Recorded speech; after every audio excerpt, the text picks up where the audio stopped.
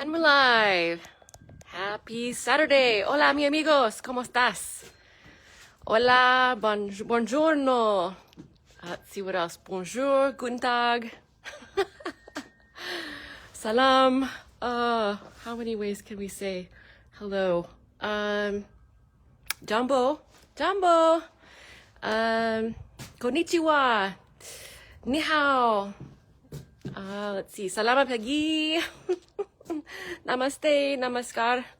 I know more than that, but they're not coming to me at the moment. Hello to you, surprise live. And we've got 8 inches of snow coming tonight. I had one of my friends here from Wisconsin. He's like, are you ready? Are you ready for the snow? Are you getting ready?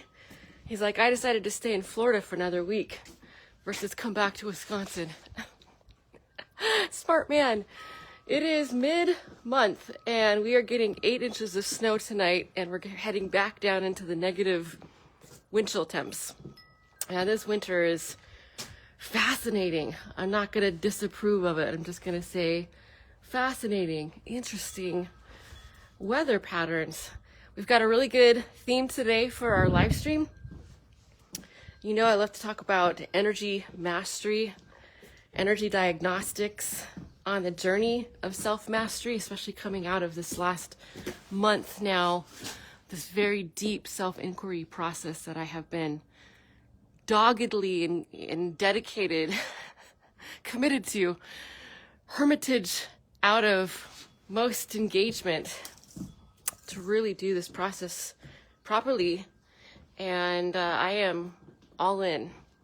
When you realize that self-mastery is the purpose, re-remembering who you truly are, it becomes the only important mission.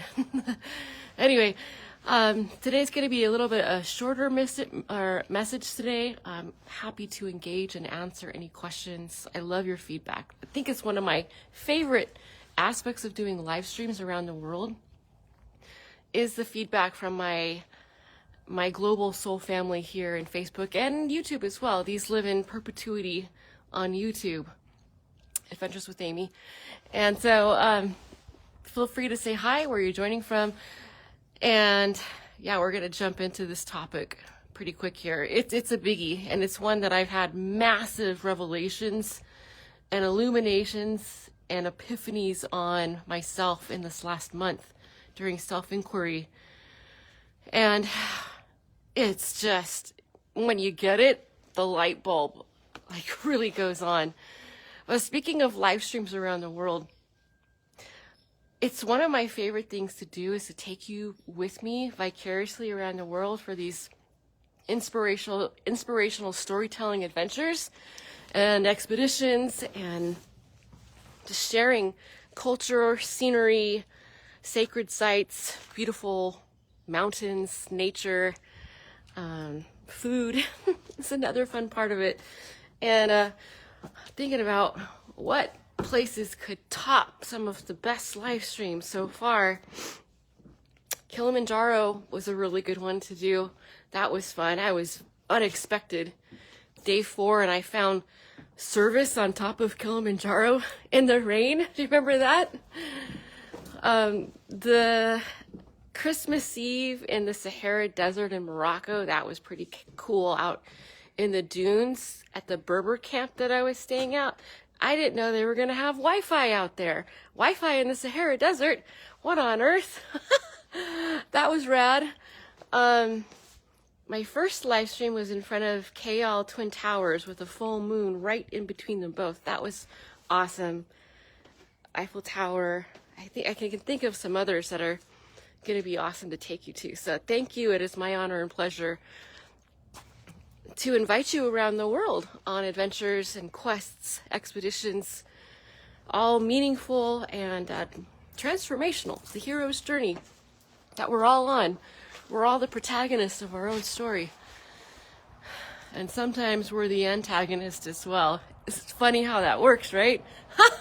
We're the antagonist. Which is ironically a really nice organic segue into today's theme. How are we leeching our life force, our energy? It's such a powerful theme that I keep coming back to as I have more and more revelations myself And, oh, by the way, cheers. Moroccan mint tea to keep me warm. Oh, that's good, because it is cold and my nose is already getting red with the 8 inches of snow coming. Say hi, where are you joining from? Feel free to jump in and ask any questions, comments. I love the interaction, very much so, even if you're seeing this on the replay. So one of the massive, massive revelations, and this one live stream is not going to do it justice. It needs its own film series. It's that powerful and potent.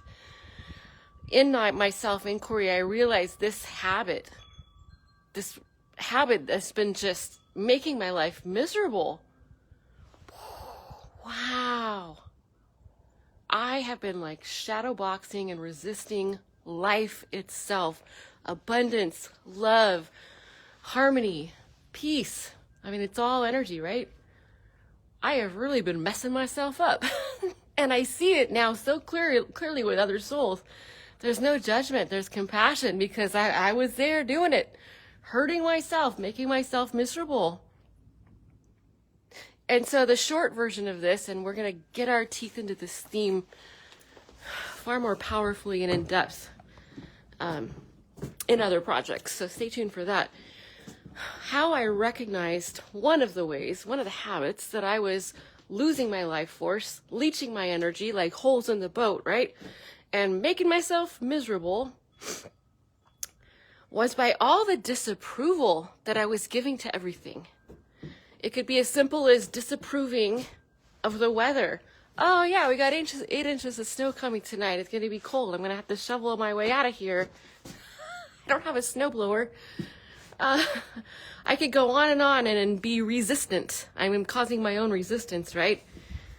Lowering my vibration, making myself miserable just for being disapproving of the weather or disapproving of others, so-called others, right? Another theme for another day. Oh man, the judgment and the disapproval of others. And it's so ingrained, it's so programmed and indoctrinated, we don't even know we're doing it until we start pulling back and dissecting ourselves. Like I said, the deep self-inquiry process, where, and this is what I've been doing for the last month plus, in depth, like a full-time job in all waking hours, is the complete dissection, and I would say deconstruction of my subconscious, my programmed subconscious, patterned egoic mind identity. How can we own our own mind, thusly our incarnation, our existence, what we came here to expand and remember and grow? How can we, if the ego is driving the bus of this incarnation? And I had that massive epiphany. So I have been, one of the things I've learned in full vulnerability here, which I have absolute no problem doing. Transparency is the way of the future anyway. We're all moving into transparency. So get used to it now. Be completely honest with yourself, and life spirals upwards. It has for me. And I realize how dishonest I have been with myself and others. There's a defragmenting part of our mind there, which is, oh man, when you get into it, you're like, I have been making myself miserable my whole life, disapproving, judgment. And I can tell you wholeheartedly, I have disapproved of a lot of you. Like knee-jerk disapproval. And I don't do it anymore. Because I realize I'm only hurting myself, disapproving of finances, disapproving of politics, disapproving of whatever, you name it. All of that is non-love energy. Anything that's disapproving is non-love versus, therefore, not love. It's not coming from a loving place, which is where in our power lies. All the disapproval, that is just constant. I think about it, you can get a bad look from someone, and they're probably disapproving of themselves. I see that swirling energy with people now so clearly. One phone call, one text, something on social media, a stranger frowns at you. What happens? Disapproval triggers triggers are treasures if you can utilize them that way. And so I had this massive epiphany of like, man, I have been so disapproving. In other words, non-loving. Because anything that is disapproval is non-love. And we're applying that energy to all things and hurting ourselves. Making ourselves miserable. And I see this amongst all my fellow souls so blatantly. And I have much compassion now because I don't disapprove or judge anymore. Because all judgment is self-judgment. And really, our power lies in being unconditionally loving. Pardon the sniffles. It's quite cold out here and we're getting 8 inches of snow. Hooray! Tonight. I'm not going to disapprove of the weather either. But I realized, man, I have not been... I thought I was being loving. No. Not truly. I have been disapproving and just messing myself up, making myself miserable. And it's a habit that most people have. It's programmed. And it takes massive awareness to deconstruct that. And you want to. We all want to come back to the power of our true self, who we are. Which is unconditional love, where your power lies. There's a lot of misconceptions about what power is. Unconditional love is the most power. And I've recognized how unloving I have been, causing myself my own misery. And now I'm happy to pour forth this revelation and share with you because I desire for fellow souls, while in oneness, we're all one, our different iterations in these meat suit avatars that we're piloting, right? Another topic. Sanjay, namaste, my friend. How are you? Nice to see you. So many revelations. So do you want to be back in your power, your true self? Not leading a life of misery, which is where a lot of people are. Then release all your non-loving thoughts, feelings, any disapproval, let it go. Say yes versus no. Be in constant approval. And watch how your life spirals upwards. Truly. I remember, I'm going to share this story with you right before I go because my fingers are getting cold and so is my nose. I am so blessed that 2 of my dearest friends, who are also my business partners for one of my businesses, happen to be 2 of the most highly evolved loving souls that I know on this planet. And to have them coaching me, guiding me every day in my corner, living the example out loud, has been invaluable. Just what a blessing. What a blessing. And they got married, I forget how many years ago. I don't know, maybe 12 years ago? 13 years ago? No, more like 16. Anyway, that's inconsequential. They got married and they decided that they wanted to do their wedding in the lovely, amazing island of Kauai.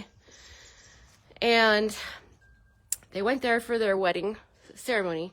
And I remember seeing this video of my friend, the groom, speaking just with him and his heart chakra wide open. So much love and approval and just, you could just feel it through the camera. He was speaking of my dear friend, his wife. They just said their vows. And man, how he said it, what he said, the energy that came through, just, went straight deep into the ears of my heart. And he was looking at his wife with so much love and approval and gratitude and joy and bliss, like all the best emotions you can imagine. And he said, my wife is the most loving soul I know. She is so loving. Wow. Be still my beating heart. And you know what? I got it then. That is the most powerful compliment that you could give someone, and then your divine partner, especially, that they are the most loving soul. What a compliment. It's not, they're the most good looking, who cares about the meat suit? That's not who we are.